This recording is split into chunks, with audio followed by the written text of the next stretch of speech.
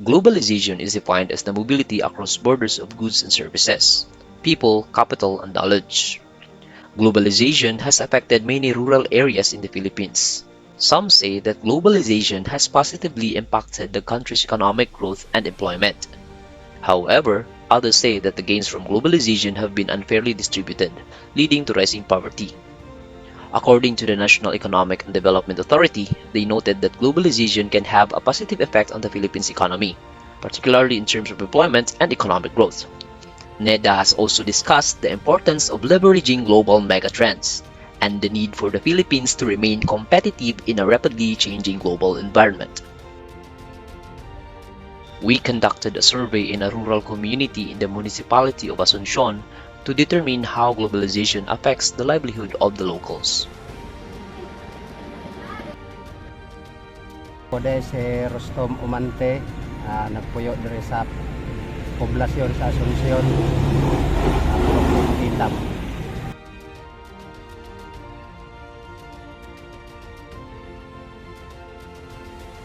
Tulad itong pandemic, na pertigyong hirapan namo nga bilang isa ka putput driver, mo-income rami og 100 plus kay gamay ra lagi mga tao nga gagawas. So ang amuha makakaon lang sa kadlaw usay dili na makompletong katulo kay wala man po saktong ayuda.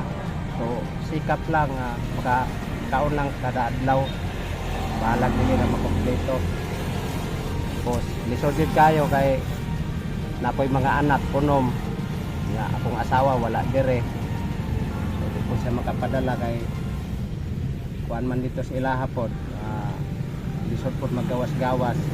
Ako walang yun nga income ko 100 plus, di gid kaabot og 200, pagkasiyaho na lang nako kay no choice man gyud kay halos kita man tanan naglisod atong panahon na.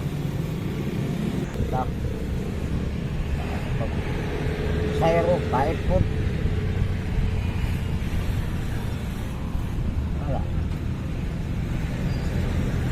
Wala may trabaho ito, wala malay. Ang ipagsaging, pag-isa, hindi makagawa.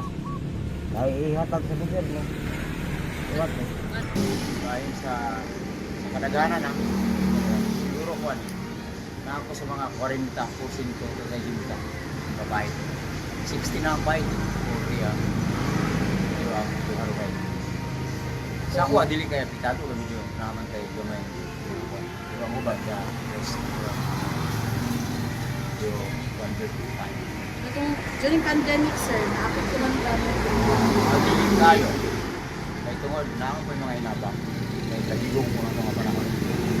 So, manang namang itasyon sa national.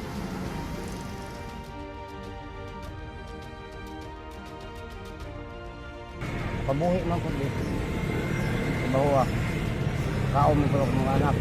Sao lalay para magtarong karola naman. Wala man ko ilain makuan kay kining mabura po tag pinag-aralan. So ug manglibor man ka karon o construction. So mao-mao ra man gihapon og income namo. So dire na lang ko nanarbaho na ko pot kay para pon akong mga anak malikli na ko permente kay akong asawa wala man ko dire. Mo nang namutpot ra gyapon ko hangtod karon.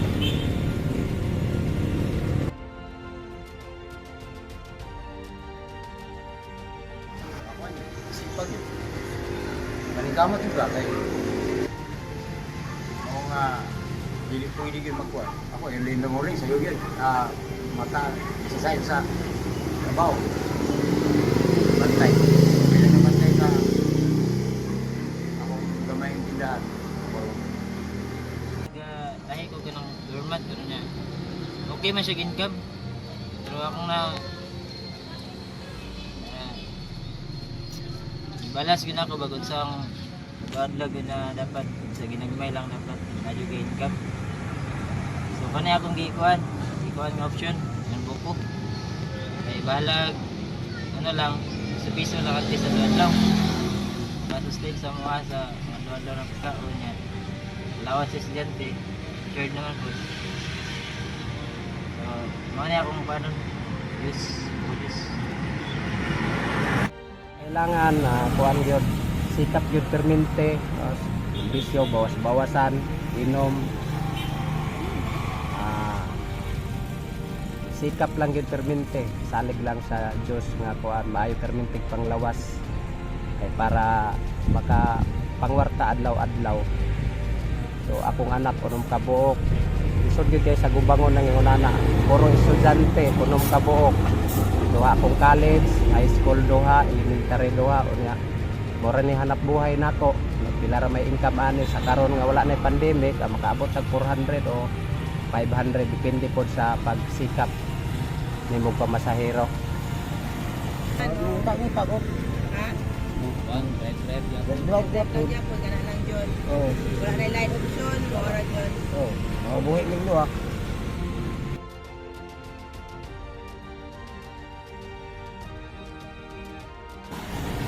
Mas okay naman pod karon kay na-approve ng munisipyo nato diri daghan na og mga building na nadagdagan og mga tao pod, mga tindahan, bintahan na sa parte sa mga nga pamasahero. Nakadungag-dungag gid og income kay nadungagan man pug tao ang Asunsyon tungod sa nanay mga tindahan nga dagko. Dati lang yung dati kong OFW. Nagbarko ko dati. Pero layo mga pamilya, mas mayong very cut. Kasi pa sa Kapay, dito na ako makambyo. Sa ako sa ulangan sa akong pamilya. No? Mga 36 years, kung edad, nagundan ako. Mga 20 years ako na eh. 20 years ako, kay 5-6 ko karoon. Ako dipili din na lang basta sa Kapay. At least man lang na akong pamilya. Mamanay ko sa Pilipino, hindi ko ba ako yung wala. Pero dito eh, kumpara sa lain, medyo nakarang kayo. Naka-earn mga kami. Duyat. Muna ako yung kumpara, ako, napili na ako. Pamilya na ako, malipahit sa'yo. So at least, wala, nasa kinayara ko tao na. Kung basihan mo, tinatibukan, siguro nasa tao na lang. Kung kaya ba niya, survive yung kagalingan. Blaming sayang, kaming kama. Sabagay nag-eskwila, sakwa lang sa mga anak. Ako di kita simula. Dapat ako nga. Musunod man lang ba o mula ba sa mga. Ako nagkamot ko kung nga naman. Sila, kaya ba lang kayo provide? Akong pangandoy nga, labaw ba sila sa mga gamay? Hindi mo kaya po yung nag-isagit. Muna lang po. Hindi kung sa akong nagyan, kumpara, bike ko muna eh. Nakasurvive ko, pero muna. Nag-remain na po. Sa ako mas arang-arang ko. Kasi napait lang dito. Nakabulong na. Pero kung para mo, sa pinatipipaan, naman ko yun. Ano ka na lang maayo ang epekto sa globalisasyon sa Maayo man kung ibase natin sa labi na sa kalinaw. May tanaw lang ba? Hindi nakaroon ng away na sinalo. Mas maayo. Manigar ka na.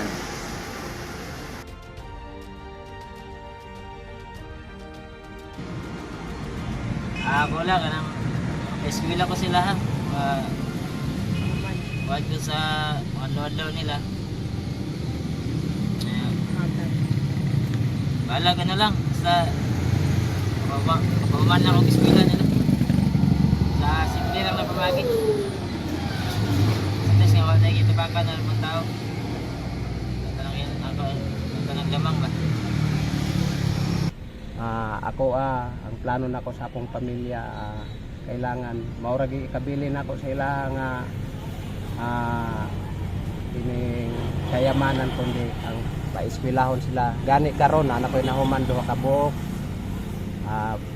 mga dalaga ang isa ron mo gawas og nasod o karong gani wala pa may kuan nangarpila pa mig balay bisog gid kaayo kuan ako bubo man kog pinag-aralan akong ikuan sa akong mga anak nga makahuman karon na ako'y duha ka buok na human na ko'y graduating og kuan grade 12 na ko'y graduating og grade 10 na ko'y graduating grade 6 duha na ko kababayan na human nag-eskwela.